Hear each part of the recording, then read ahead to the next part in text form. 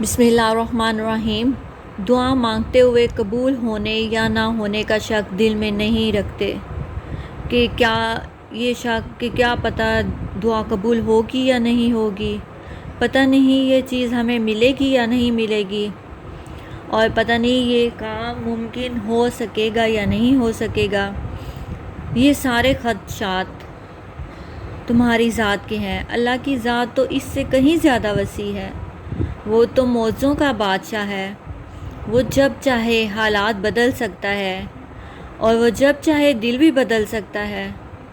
وہ جب چاہے لا حاصل چیز سے نواز سکتا ہے۔ وہ جب چاہے ہمارے نصیب بھی بدل سکتا ہے۔ ہمارا اللہ وہ سب کچھ کر سکتا ہے جو تم نہیں کر سکتے۔ تو جس کی ذات لامحدود ہے، اس سے محدود دعائیں کیسی؟ اپنے اعمال دیکھ کر نہیں، اس کی شان دیکھ کر مانگیں۔ جس نے ہمیں بنایا، اس سے بہتر تمہیں کوئی نہیں سمجھ سکتا۔ ہمیں اللہ سے بہتر کوئی نہیں سمجھ سکتا۔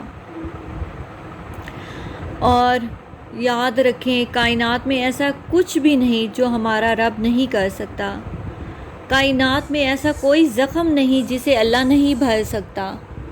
اسی لیے ہم ایک ایک پتی کو اکٹھا کریں گے، ہم ایک پھول بنائیں گے اور اس کو اپنی حضور پاک کی اللہ تعالیٰ کی بارگاہ اقدسی میں پیش کریں گے کہ اس یا رب العالمین اس کے وسیلے سے، اپنے پیارے حبیب کے صدقے سے ہمیں بخش دے، ہمارے گناہ بخش دے، ہماری مشکلات آسان کر دے۔ یہ سب تبھی ہو سکے گا کہ جب ہم یقین سے اللہ تعالیٰ کے بارگاہ میں پیش ہوں گے۔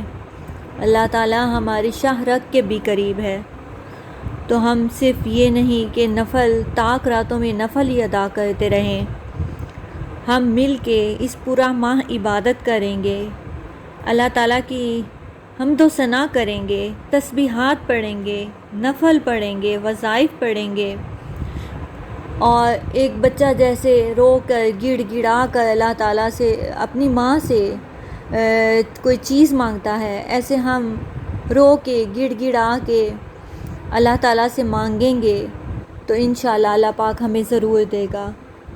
آج میں آپ کو بتاؤں گی پہلا روزہ ہم کیا کریں گے۔ پہلا روزہ ہم بعد نماز فجر، ایک تو ہم جو سبحان اللہ والحمد للہ ولا الہ الا اللہ واللہ اکبر ولا حول ولا قوت الا باللہ العلی العظیم، یہ ہم ایک تسبیح پڑھیں گے، اور اس کے بعد یا رحیم 133 مرتبہ پڑھیں گے۔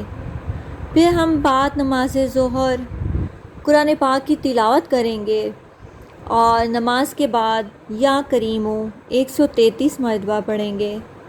پھر بعد نماز عصر ہم یا رزاق پڑھیں گے کہ اللہ پاک ہم سب کے گھروں میں کھلا وسیع حلال رزق عطا فرمائے۔ ہم اپنے رزق کے لیے دعا مانگیں گے، یا رزاق 200 مرتبہ پڑھ کے اللہ تعالیٰ سے دعا مانگیں گے۔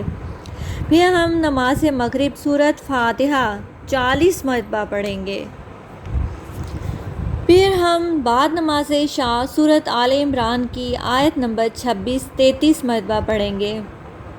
اس کا ترجمہ یہ ہے کہ کہو اے خدا، اے بادشاہی کے مالک، تو جس کو چاہے بادشاہی بخشے اور جس کو چاہے بادشاہی چھین لے، اور جس کو چاہے عزت دے اور جسے چاہے ذلیل کرے۔ ہر طرح کی بھلائی تیرے ہی ہاتھ ہے، اور بے شک تو ہر چیز پر قادر ہے۔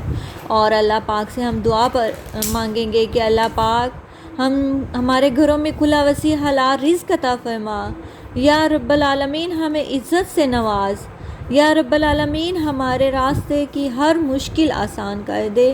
جزاک اللہ۔